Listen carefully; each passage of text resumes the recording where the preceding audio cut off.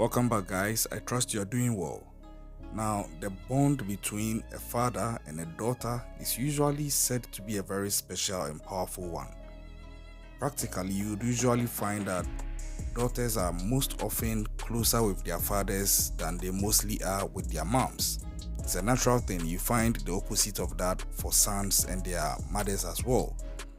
So, riddle me this. What would make a daughter who should actually have a very strong bond and friendship with her dad decide that she's actually going to invite him to her apartment and, without him suspecting anything, suffocate him and then castrate him? Yes, you heard me right. Castrate him. Today's true crime story is an interesting one, and it's going to look at the life of Brigitte Harris from the USA and what she did to her own father. If you are ready for this true crime story, please just buckle up and let's go. It's often said that a father is usually the first love of every daughter. So why would Brigitte Harris decide to castrate her own father? That is actually a mystery we are going to unravel today. But like I've been saying, if you really want to understand why people do or somebody did what they did, it's very important that you first get to know them, and when you know their genesis, you begin to understand how they metamorphosed to become who they are and they did what they did. So, we are going to look at the genesis of Brigitte Harris, and I'm sure everything will unravel from there. Now, Brigitte Harris was born on June 6, 1981. When she was just 2 years old, she was abandoned by her mother in their Park Hill, New York apartment, after which she then went to live with her father on Bayshore, New York. Now, her father later moved back to his home country of Liberia in Africa, and Brigitte moved around with relatives as a result of that. It is reported that she was physically abused by her grandmom, and she would later recount that in that house where she lived, they were like slaves, and if they disobeyed, her grandma would hit them with a stick. Now, if you are familiar with upbringing in the African society, well, for the better part of the years coming up, you would really know that this is very typical in most homes as compared to European countries and other countries on other continents who frown on some of these things. So it's like Brigitte was actually living the worst of two different worlds, because in the US, her mom has abandoned her, her father has also left her, and she's living with her grandma. Now, she cannot really have anything better than that when she comes back to Liberia, because obviously it's going to be worse of what her grandma is already giving her. So you can imagine how trapped this girl would actually feel at that younger age. And she went on to explain that she was actually sexually abused by her own cousin, who forced her to perform oral sex on him. Now, during a family trip to Liberia, Brigitte confronted her mom and pastor about the abuse from her relatives, but then her father denied the allegation and claimed that she was just being crazy. So you begin to see the genesis. Now, by the age of 17, Brigitte actually just moved out of that house, and when she was 26, Brigitte had been living on her own for years, and she worked as an airport security guard. So obviously that should tell you that this is a woman who was now physically capable of handling herself, hence taking up the job as a security guard. And aside that, she would also have been trained. Now, after several years of not seeing her father, Brigitte's sister, Carleen, called Brigitte because their father, Eric Goodridge, actually wanted to talk to them. It's not clear what he wanted to talk to them about, but it turns out after all the years of not paying attention to his daughters, this man suddenly, some way, somehow, decides he wants to talk to them. No problem. Now, when Brigitte arrived, she saw one of her nieces sitting on her father's lap. Brigitte and Colleen argued about her sister letting their father stay in her house, considering what he had done to them as children. Now, their father told Brigitte about his decision to take his granddaughters with him back to Liberia.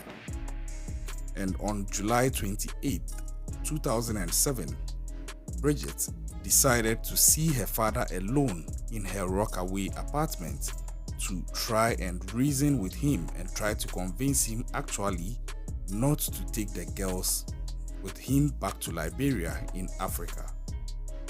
Brigitte asked her father to get help because of the history that they had between them. So up to this point, you wouldn't see anything really pointing in the direction of a possible murder or something bloody coming into the mix. This was a daughter who seemed to be trying to now protect another generation of little girls from going through what she had gone through when she was younger. And it looks like the same predator was still at work, almost a generation after the people that he had abused. So she advised her dad to get some help, and after the conversation became heated because her dad was also recalcitrant and felt like, hey, how can you talk to me like that? I'm your dad. And this is typical of most African parents. Brigitte then handcuffed her dad and gagged him with a towel to prevent him from screaming. I told you, if you look at her picture, you would see that she is physically fit, she looks it, and it appears she can defend herself. More so, working as a security guard, definitely she would have been taught one or two about overpowering people, self-defense, and a lot, and she looks like she stays fit. So, looking at her age, her physique, her stature, her experience and exposure, and comparing to her dad, who might be relatively older and getting to his 50s probably, he wouldn't stand a chance. Now, after sort of immobilizing her father, cuffing him, pushing a towel to gag him, she then used a scalpel to remove her own father's penis. Now, I think that this is the extreme form of it. That is, if even having to overpower your father and handcuff him isn't extreme enough, but to decide that you are going to castrate him, I think it takes a lot of pain and desperation to resort to that move. But some people would also argue contrary to actually say that that was her way of ensuring that justice was prevailing and also protecting the other little girls that her dad was trying to take back to Liberia with him. Because obviously, per the law, there would have been nothing wrong with what her dad was trying to do by taking the kids back to Liberia. So you wouldn't really have a crime to report where the crime could stop her dad from taking the kids. But she knew the history, she knew he was a predator, so it was more like, I have to do this and take one for the team. That is how I see it to be. But after she used the scalpel to castrate her father, she called 911 and let them know he was still alive and that he needed help. So I think she didn't really intend to take his life. I think she just intended to take away the weapon with which he used to sort of victimize these little girls sexually. Because if his penis is not functioning, well, obviously, what else would he do? The edge would be gone and the little girls would be free. So I'm sure she thought she was doing this. It it would probably be sewed back on or whatever via surgery, but it wouldn't be active to function for him, and hence the threat is immobilized or neutralized. Now, she would later tell the 911 operator that she was on her way to the police station to report herself, but it would turn up that she never actually showed up at any police station. Instead, she called her sister and told her that, "Hey, sis, I have castrated our father." Now, her sister Carlene advised her to come to her home instead of going to the police. And when she arrived, her sister called an ambulance. After seeing her with the scalpel in hand and still in shock, they decided to check her into the Richmond University Medical Center psychiatric ward. Now, her sister hired a defense lawyer to represent Brigitte. Brigitte will tell the lawyer details about the sexual abuse that occurred throughout their childhood, and she claimed he told her how in some African cultures, fathers have to take their daughter's virginity. And this is true, actually.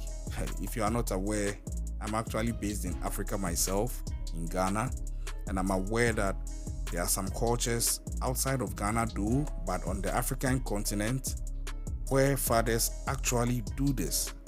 Some fathers actually do this. So, according to Brigitte, he said he was doing it because he loves them, and that is how fathers showed love to their daughters. Personally, I think it's stupid. Now, her sister also decided to break her silence and finally admitted that she was sexually abused by their father as well, but was too afraid to speak up. Eventually, she would also set up a website called SaveBrigitte.com to raise money for her sister's legal defense. So this story was still unfolding, and obviously, you trust the security institutions to conduct a very thorough investigation. And the investigations commenced. So after being discharged from the psychiatric ward on the 16th of August 2007, Brigitte was charged with second-degree murder and first-degree manslaughter and was held at Rikers Island.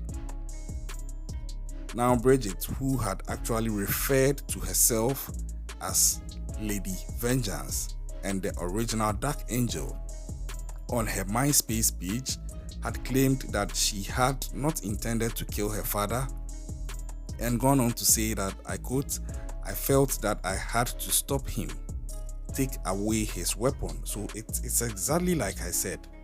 It doesn't seem like she actually wanted to kill him. It seems more like she wanted to take the weapon away from him. And with the weapon gone or immobilized or inactive, his sexual urge would be neutralized and there wouldn't be any further sexual abuse of any younger girls. So there you have it. The original Dark Angel, aka Lady Vengeance, had actually accomplished her mission, but it had gone to the extreme because in the end, her dad had died because of the wounds that she gave him. Now, Brigitte's trial began in September of 2009, and she testified in her own defense, and she indicated that she had researched the 1993 castration case of Lorena Bobbitt. Prosecutors maintained that Brigitte had intentionally handcuffed her father, stuffed a towel down his throat, then used a scalpel to remove his penis. She threw the severed penis under a far Rockaway boardwalk. Brigitte argued that her motive for the killing was not revenge, but an act to prevent Goodridge, her father, from taking his granddaughters to Liberia and molesting them as a result. And on the September 30th, 2009, Brigitte's jury found her guilty of the lesser included offense of second-degree manslaughter. One juror reported that, I quote, "None of us felt that she deserved to get any murder charges or anything, so we decided on second-degree manslaughter."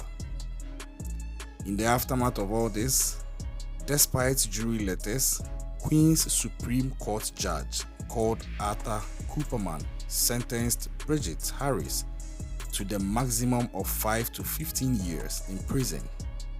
Now, after serving 3 years, she was released on parole on August 13th, 2012.